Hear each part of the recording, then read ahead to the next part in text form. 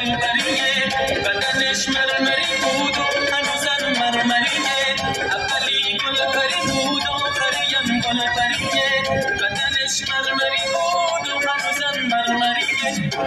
جون پرپری کجایی جون آخری کجایی که بیایی تو بستم دوباره بکشی تو بستم دوباره